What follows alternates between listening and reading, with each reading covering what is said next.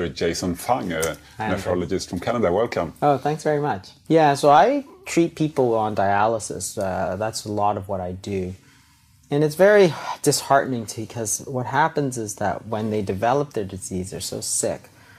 But the diabetes itself is actually quite reversible. If you go to the diabetes associations, whether it's the American Diabetes Association or the Diabetes Australia, they all put out there that this is a chronic disease. And they tell people essentially that you have diabetes, you'll have it for the rest of your life, you might as well get used to it. The disease is actually reversible. But you have to know how to reverse it. If you don't know how to reverse it, then you're just going to get worse. And the thing is that the drugs don't actually do anything for the disease. And this is also not controversial because the thing is that type 2 diabetes is a disease of too much insulin resistance. And that's not controversial. Everybody acknowledges that, right? So if you have very high insulin resistance, it's going to cause high blood sugar, right? But that's the symptom of the disease. The disease is actually too much insulin resistance. So the treatments that we give are all targeted at blood sugar, right? That doesn't make any sense because it's almost like, to give an analogy, if you have an infection, if you have a leg infection, well, you need to treat that infection. So what was causing it was bacteria. You give antibiotics. But that infection can give you a fever. But that fever is not the disease. That's what we've done with type 2 diabetes. We're treating the blood sugar, but it's not a disease of the blood sugar. It's a disease of too much insulin resistance. So what happens is that because we're not treating the disease tends to progress. Then the answer is to get that sugar out, get it down. So the first thing you need to do is cut out all the sugar, cut out a lot of these refined carbohydrates, which are just sugar. So the breads and the pastas, right? So they're all chains of sugar. That's all carbohydrates are, chains of sugar. As you eat them, they get broken down into sugar.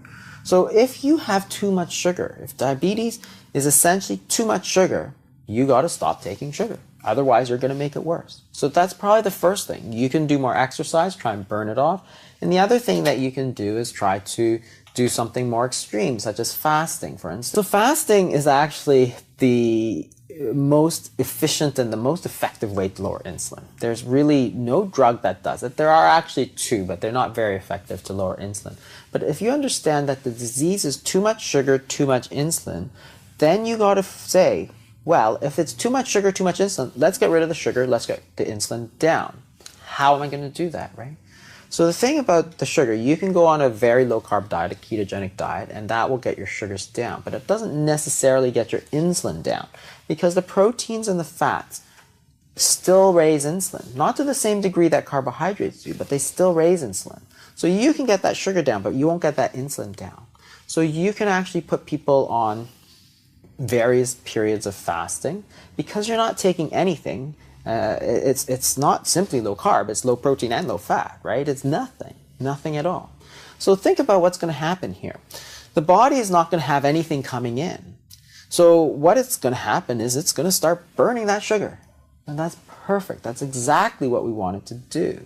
It starts burning sugar. After it burns the sugars, your sugars come down. You don't have to take medications. You don't have to take insulin. After that, it starts burning fat. And that's perfect. That's exactly what we want to do.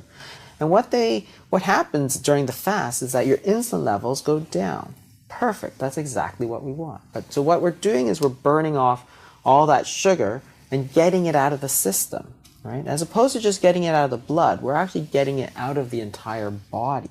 So the fasting does both things. It lowers the insulin and it lowers the sugars. What's interesting when you look at fasting is that studies of fasting show the exact opposite.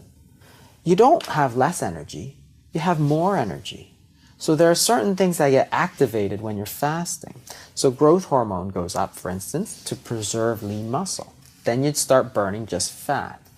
Adrenaline goes up to give you more energy. And you're fueling all that energy with fat because you can measure free fatty acids in the blood and they go up. So what's happening is that you're burning fat, you're preserving your muscle, and you've got plenty of energy. Perfect. That is like the perfect treatment.